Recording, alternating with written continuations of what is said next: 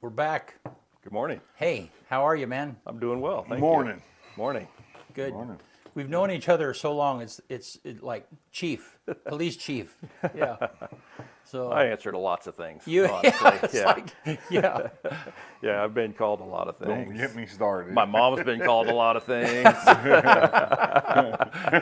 that's right. And I mean, some of the things I may have deserved, my mother never deserved. Yeah. Well, and you know how that is when your mom has a certain tone. It doesn't matter how old you are or where you are at in life. It's like, yeah, Yeah. What I was thinking though is, over the span of my career, I mean, I've had a lot of people call me different things during the course of my job. right, yeah. And I joke that they've even called my mom things. you Yeah, know. yeah, yeah, She yeah. didn't deserve it. I may have. I don't know. Sometimes maybe. Yeah. Well, hey, glad you're with us, man. Yeah. Glad to be here. Yeah. Thanks. How you been? Doing good. Yeah. Good. Cruising. Yeah. You guys mentioned the nice weather earlier, and we've been enjoying that too. Yeah. It's just that spring, consistently nice weather. Although I'm a little over the wind. That's kind of, I mean, it gets warm and it's beautiful, but the wind is, and I've been doing some drone work out in the industrial park, the business park, Yeah. and it blows out there all the time. I mean, Yeah. I don't have a windmill or anything, so Yeah. there's no value for me in the Yeah. wind. I like a nice breeze. Yeah. That's kind of nice, but Yeah. All right. Well, hey, so before we get going, let's just talk a little bit about what's going on between the police department or city of LeGrand and the sheriff's department. And we don't, we're not going to dive into that. Sure. You've written, Robert Strope wrote a very good response, thorough response to the city's position. And Right. do you want to add anything to that, or just kind of affirm that, whatever you wanna say? Well, I mean, I think that it stands on its own. Yeah. I mean, you guys know in both our formal and informal conversations, I'm a fact-based person, and the facts are what they are. I think that it's important, for me to say now and many times in the future publicly that there's no adversarial, situation between the police department and the sheriff's office. This is a situation. I think that it's unfortunate the way that it rolled out. But look, the way that I perceive and lead the police department is that we got a lot of things going on at any given time. Right. Drug enforcement is one of those, and we've talked ad nauseum about Oregon drug policy and the effects of ballot measure 110. I publicly supported the policy changes that ultimately resulted in House Bill 4002 that went into effect September 1 of last year. That was a good move. It was necessary. Since that time, LeGrand Police Department has been effectively enforcing drug laws. Would we like to have more resources to do more things, to accomplish our mission, quicker or more effectively or across more fronts? Of course, but that's, I've been with the city for 32 years. And I can say even in my early days, where I wasn't in leadership or administration, we would always like to have more resources. Right. There's always more that we would like to do, but whether it's professionally or privately, and that's why I tell people, it's like, even in my own home, all of our own personal lives, our own checkbooks, wouldn't you like to do more? Right. Right? But we always have to, circumstances at the time, and that's one of the things that I have to do in my leadership role with the city is constantly evaluate what are the needs, what are the priorities, what is our capacity and the resources that we can move around in order to accomplish the mission. Yep. And what I can tell you is we are accomplishing the mission. And I think the data shows that. I have to say, because I know that oftentimes people might not be aware because you're behind the camera, but I'm there at a lot of city level discussions involving city council, budget committee, budget hearings, staff meetings, and I can tell you that decisions about finances in the city, I have never seen them taken lightly. And there's lots of wrestling about what can we do with the capacity that we have. And, public safety, both police and fire, EMS, always important. I mean, we have to have public safety, and I support that, and I agree that I champion that. But a community also, everybody agrees we don't want to have good streets. We're always trying to find more funds in order to, improve, the city's infrastructure and things like water and sewer. Those are things that nobody ever thinks about or ever wants to even talk about unless they're not working. But, some people may or may not use the library or the swimming pool, but those are nice fixtures to have for a community. So I think it's just, super important to maintain decorum and professionalism. And I've spoke to this before, but I think that we can oftentimes find solutions and be very creative, but to lose that collaboration, there's nothing positive to be gained from that. And I think we see that at the national level. Yeah. And I think it's just unfortunate that, when there's no value, whether it's a personal, private relationship that I have, a professional relationship, or even collectively, it's like, look, mutual respect, understand that, maybe I perceive something or I think something, but that doesn't necessarily mean that that's going to be across the board. I learned that in my relationship with my wife early on. It's like, listen to what she's saying, and it doesn't always have to be Gary's way, but yeah, so, hey, all's good. And look, I think the data that we shared shows that, oftentimes there's things that are thrown out there about, I think what I'm just trying to say is that there's good things that are happening. We have experienced through some policy shifts in the state of Oregon around drugs. We saw the fentanyl hit the streets, right? Not just in La Grande and Oregon, but nationwide. And I mean, what a scourge, right? Overdoses, just shot through the roof, in ways that I don't think any of us ever would have anticipated. And not just here. I mean, this is just what we see here and what we experience is only just a snapshot of what's gone on, nationwide for us in America. But what I can tell you is things are looking better. Yeah. Now, it's too early to say, I'm not going to tell you that it's like, hey, we've got this fixed. That'd be foolhardy. Yeah. But what I can tell you is that, the trend calls for service, and I've stated this publicly many times. The data that I have is calls for service related, just that comes into the 911 center and for La Grande PD. So I can't tell you about, hey, people that have experienced overdose that present at the emergency department or don't report at all. Right. But I do think, we collect that data year over year, and so it gives you an example of what's happening, right? Yeah, the trend. Yeah, exactly. And so what I can tell you is that calendar year 2024, they were down.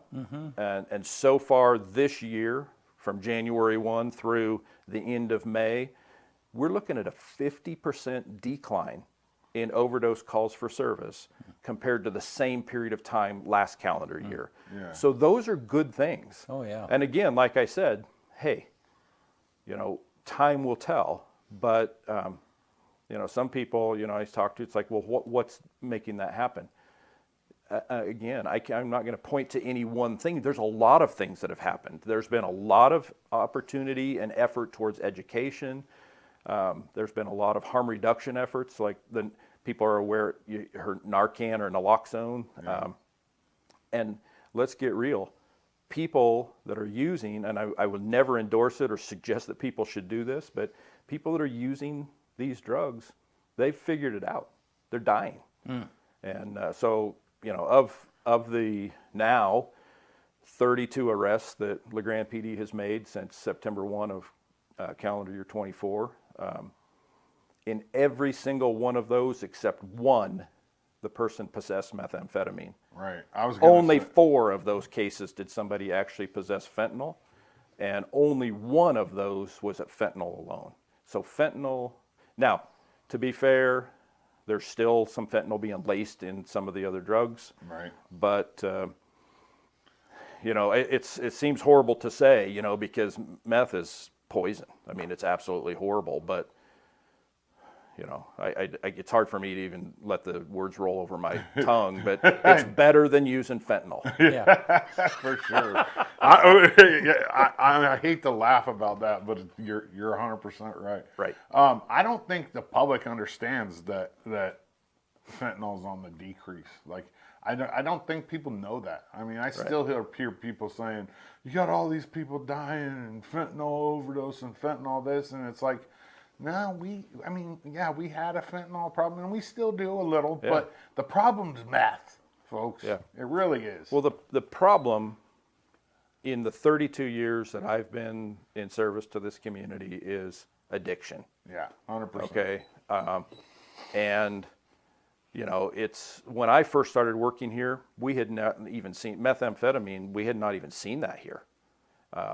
But human beings, you guys know this. I mean, some people are more susceptible to addiction than others, but you know, there's some science involved in addiction. And you know, I mean, how do we and that's the equation that has led to these policy changes, you know, both state and nationwide, that we have undertaken, good or bad.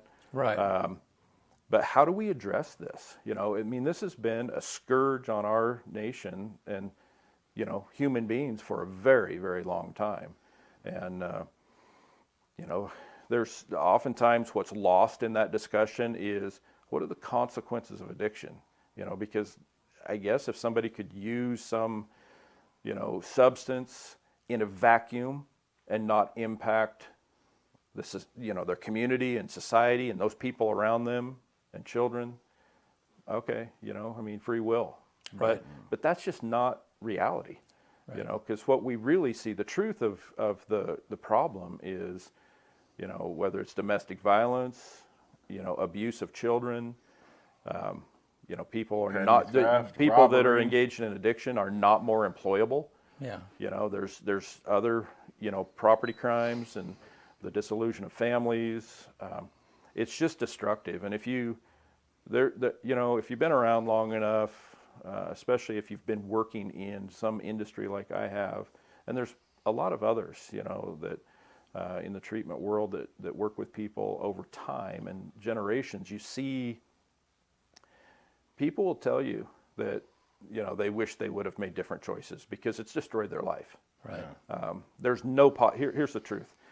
I have not met one single person that has ever told me over time that, you know, using any type of a substance that, you know, led to addiction, including alcohol, that it made their life better. Right.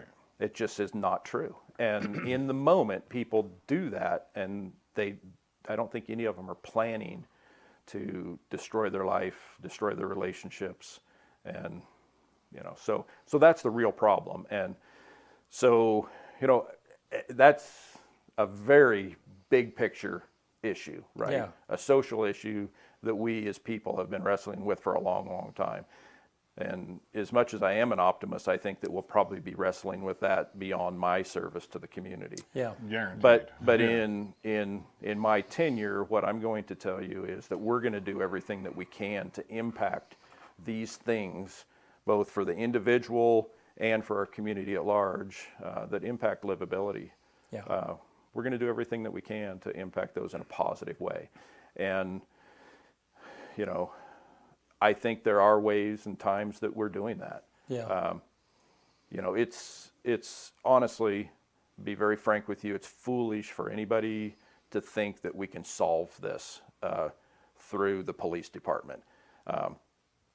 Even if resources were no issue, I could not, if I were being true and honest, I could not look at you and promise you we're going to eradicate the addiction issue in LeGrand. Right. I could not make that promise to you. But what we're doing is a lot of positive things, you know, and kind of this mindset, one person, if we can one at a time. So each of these people that we have taken enforcement action against, if that leads to them through the newly implemented diversion program through the district attorney's office, choosing to engage in treatment that changes their life in a positive way, that's a win, right?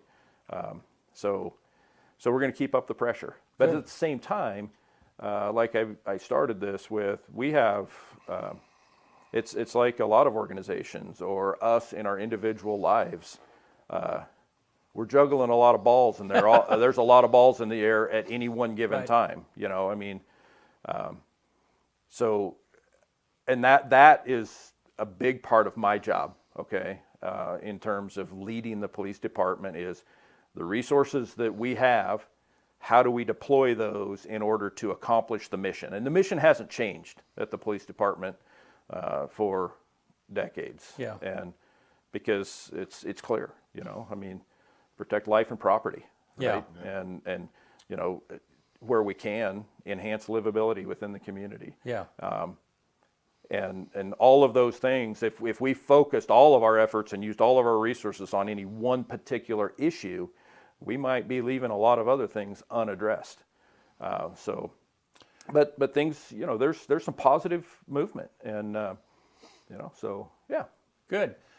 So you and I were talking a little bit offline yesterday about the different partners that you work with. Yeah. And I mean, and I think that kind of relates to the balls that you're juggling, whatever it might Right. be. And so the same way the fire department has a relationship with the other fire districts and all of that, Right. you have those same kind of relationships, you know, but none of that takes away from the core thing that you have to do. That's right. I mean, it adds to, Right. and stuff, but none of that changes your core mission. Right. Yeah. Yeah. No, that's exactly right, Brent. And you know, a lot of times movies and just what people see gives a misleading representation of what police do or what you know, law enforcement's function is. Without any doubt, foundationally, you know, we enforce laws, right? And so, and we are a nation and a community of laws. And without those, I mean, we would have anarchy. Right. Chaos. Yep. And so we are the guardians of those body of laws and enforce those. And contrary to what, you know, some think in terms of some of the social issues and changes that we've undergone, you know, over the last decade or so, you know, one of law enforcement's functions as well is to be the guardian of those foundational pieces of law, like our Constitution, right? Because it's like you're not going to find people that are more interested in the protection of your constitutional rights than a police officer, albeit oftentimes what you hear in headlines or something is that the police are violating your constitutional rights. You know, we're not okay with that. I mean, we're looking to protect your constitutional rights. Right. But you're exactly right. So enforcement is foundationally, you know, a function that is necessary, and that's, you know, a police function. But a lot of times, and I'm going to date myself here, some of your viewers will appreciate this, but you used to go to the phone book. You know, some of your viewers like, what is that? Right, You know? yeah, right. But there would be a phone number, and that still exists. You just look it up online for a lot of different functions, right? If you need information about, you know, the city water, there's a department you call about water, you know, or if you know, have a garbage issue, there's a phone number you call and you talk to people, they specialize in garbage. What happens with law enforcement oftentimes is when there is a community issue, a social issue, it's like, who do we call about this? The police gets that call, right? And here's the truth is police officers don't have all of the answers. Police officers don't have all of the tools to pop out of their, you know, Right. yeah, their toolbox, so to speak, just to fix some of these social issues. So the mechanism that we use and we train and has been very effective for a long time is to build collaboration and partnerships with a lot of different both professional and private organizations, whether it's CPS, CHD, and not just acronym organizations, but relationships with Grand Ronde Hospital, relationships with our schools and the school officials. Because when we're dealing with these issues, oftentimes what we're doing is resourcing. So, a family or somebody is having an issue, a police officer shows up at their home, they listen to what's going on, and the overwhelming majority of the time, police contact does not result, in somebody being arrested. All right. So what we oftentimes are doing is just trying to provide information and resourcing both to that individual, and then sometimes what that results in is us contacting those other community partners and sharing information with them that maybe we can get some help to whoever it is that we were talking to. Yeah, good. Yeah. Thank you. And then I want to go back just a little bit to budgeting. Sure. Because this is kind of interesting, because, a lot of corporations or mills or whatever it might be, they will have safety first as their, and understanding truth. I mean, if you have a mill or a manufacturing company, they don't want accidents on the job. But on the same hand, it's really not safety first. I mean, they say it's safety first, but they still have to produce a product. I mean, if you take safety to the extreme, you wouldn't cross the street because you wouldn't take that risk to do so. And the city, any city is in that same place. You could pour all of the funding into fire department and police department and have crappy roads or whatever, and shortfall stuff. Now, yeah, the roads is a different topic, but is a hot topic, and I understand why that is. Sure. But the point is, though, there's always a balance. Right. And you are facing. I mean, and I'm fortunate enough to see that. I see that. I mean, because I've been at the city council meetings. Somebody called me not too long ago, the most uninformed non-city council member. Because I've been there a long time and watched all of those things. But I watched that struggle, and so then every year the city council, through the budget process, I mean, they're balancing police, fire, public works, park department, library. I mean, all of those different things. Go ahead and talk to that more, because that's what you were saying. No, I think you capture it pretty well, Brent. And let me preface anything that I'm about to say by suggesting that I do not speak on behalf of the city council. Right. I most certainly cannot speak on behalf of the budget committee, which half of those members are the city council members. But here's the thing. I've been involved both as a community member, as an adult. I'm not a young man anymore. I've been around. I know a thing or two about a thing or two, right? The city has invested a lot in me as well, and I take, my responsibility to the community very serious, and I pay attention. Yeah. And what you stated about the balance, that is, and again, I hate to go back to that analogy, but it's very similar. I mean, you're talking about, for most of us anyway, it's bigger pots of money. It's bigger numbers, more zeros, but it's not a whole lot unlike your personal finances. Right.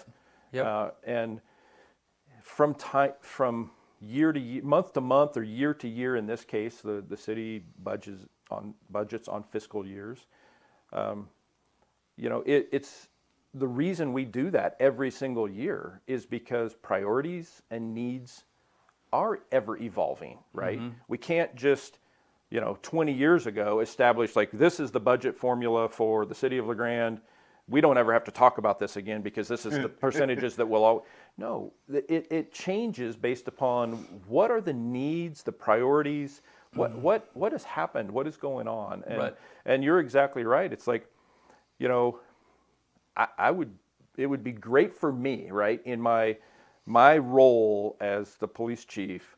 It's like, hey, Gary, we're going to give you, all of the general fund dollars, for policing in LeGrand for a moment. But as a community member, that's not healthy. That's not right. Because here's the thing. We might have the best, most robust public safety capacity in the city, but what else do we have, right? Right. And so when we think about, the vitality of a community, people want to be here because there's economic opportunity. It provides the lifestyle that they want. We have access to, incredible recreational opportunities. We have great schools. We have parks, outdoor spaces. I mean, maybe those are not the things that some people are looking for. Maybe they want to live in a place that we just don't have that available. Mm-hmm. But it is a balance, Brent. Mm-hmm.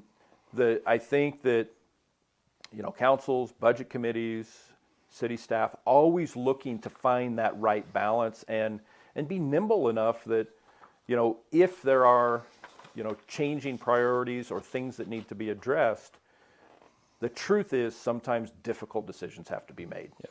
Because the most appropriate and responsible decision is, well, we want to do this or we need to do this, so we're just going to do that, even though it might put the city in a bad financial. That's not, in my opinion, right? I don't think that that's a good decision to make. Right.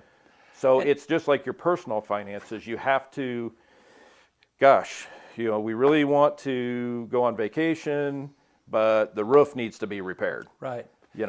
So do we repair the roof and maybe do less of a vacation? I mean, there's always those. Right. We all wrestle with that. We have to. Yeah. The analogy I'm thinking about is like an automobile. Every family needs an automobile. Okay. Well, when you first get married, you need a small vehicle. You don't need. And then when you have kids, you've got to have something to haul kids around. Right. So it's dynamic and it changes. Right. But nobody's going to have a really expensive automobile and be living on the street. Right. I mean, and so you're constantly balancing the needs and they're changing and there's dynamic, but at the same time, if something gets out of balance and your car payment is taking up the amount that you should be paying for rent or a mortgage, right, then that's not a good decision. Yeah, and one other thing I would like to add, and I think, it probably isn't said often enough, and that is that, look, as Americans, it's almost like one of our God-given rights to just complain about this or that, right? Yeah. And that's okay, and that's good, because it's like, just like I mentioned earlier, I mean, you have laws in this nation that provide for your freedom to do that. Mm-hmm.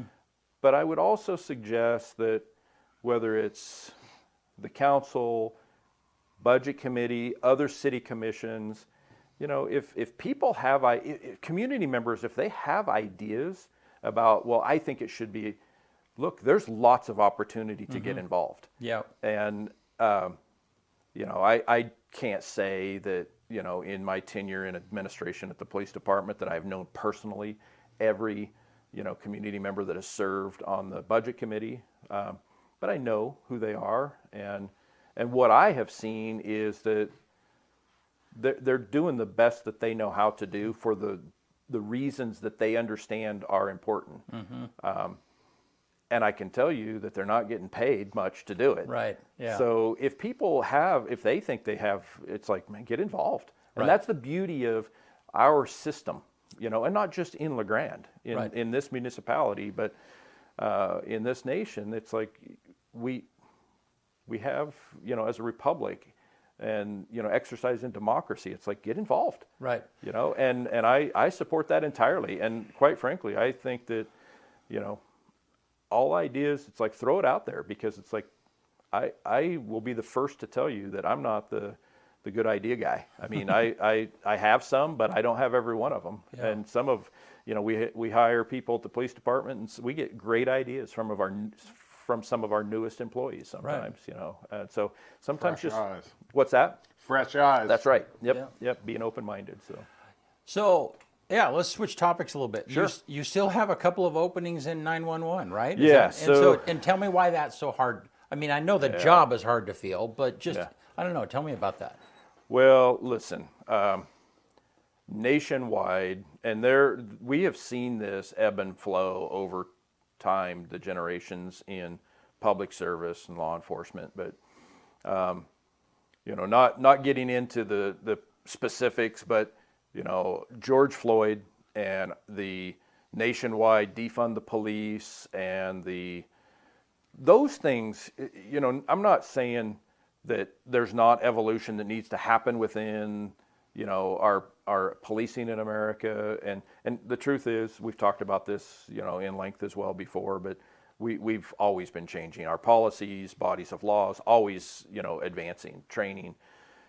But any time that you have that, when you have young people that see all this hate, if you will, that's, directed towards, public servants and law enforcement and police officers, it doesn't really help in terms of generating in the mind of young people that I want to go into that line of work.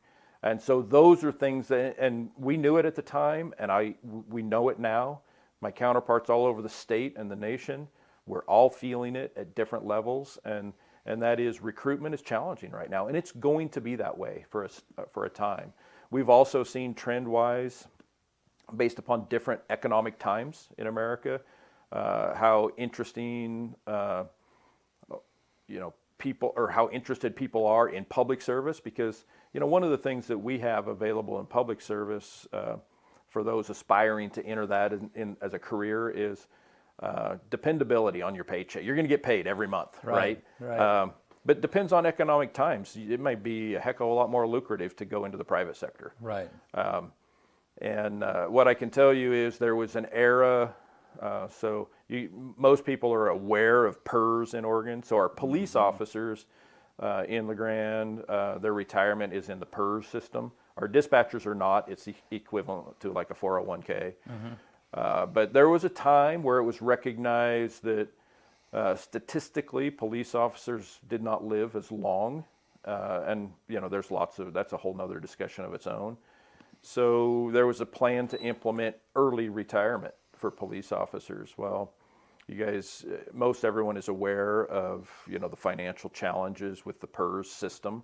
So what's happened is we went through an era where the benefits to be a police officer were helpful to recruit for the right, person. It's like, hey, I may not month to month, year to year get wealthy, but the potential opportunity to retire early and the medical benefits, but both with insurance costs in not only our state but the nation, and also the changes that has had to happen with PERS, that robust, attractive component of the benefits package, it is not what it was 15 or 20 years ago. So we no longer have that as a tool to dangle to young people, choosing career fields. Yeah. Back to 911, it's a difficult job. Okay? Yeah. So you have those two factors that have changed over a course of time. Right. That people are not excited about being in law enforcement because of the stigma that came down the pipe, and then the lower benefits that are out there, and then the job itself. Right. And I can tell you, it's like, it's probably a politically polarizing topic, but when the minimum wage increased and you have people in the service industry, one of my very first jobs, I was making minimum wage, right? And in those days, I think I was making $2.35 an hour.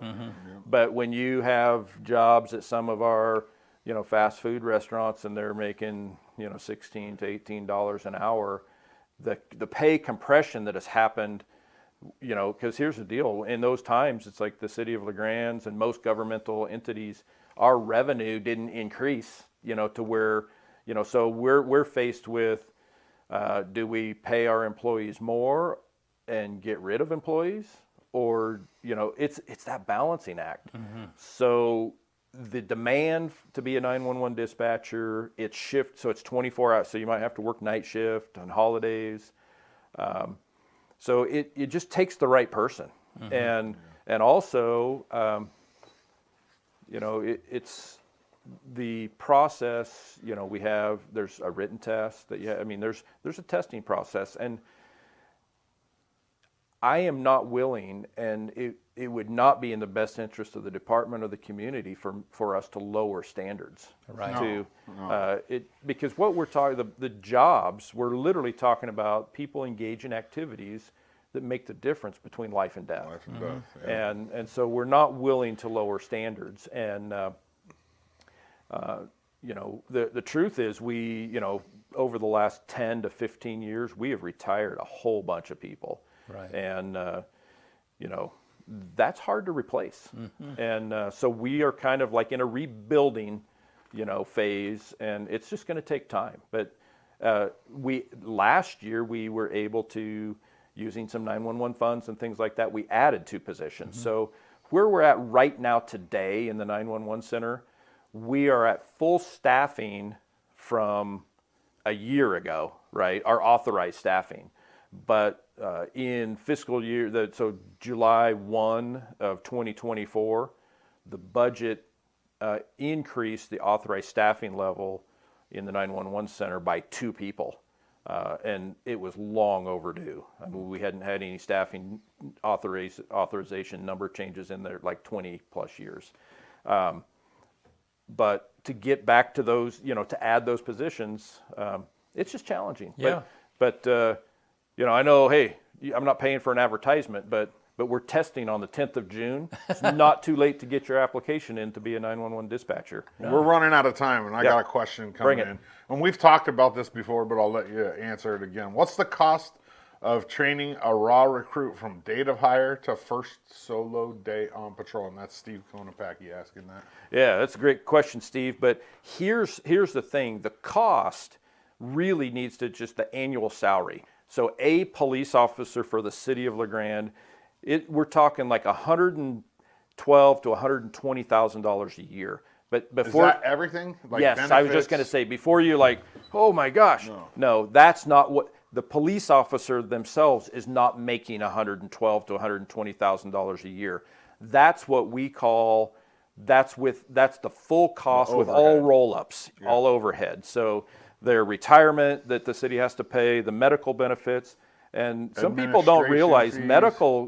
Insurance is, and it's tiered. So like if there's variability in that, because if that person, and we have no idea, and we can't just hire people that are single, but if they're single, the medical insurance, is one price. Yeah. If it's them and a significant other, if they're in a family, it's even more, but it adds a lot to that. But yeah, so it's $115,000 a year-ish, but the cost associated, so for the city of LeGrand and city taxpayers, there's no additional out-of-pocket cost to train that police officer. That's all dealt with state taxes. So to send them to the police academy, it doesn't cost the city of LeGrand. We don't have to pay college tuition or something like that to send them there. We have to pay their wage, right, while they're there. But that's funded through the state's budget. So however many police officers we hire and need to send to the police academy, it's already, part of that is like, if you get a traffic citation, part of those funds are going to fund the police academy. Gotcha.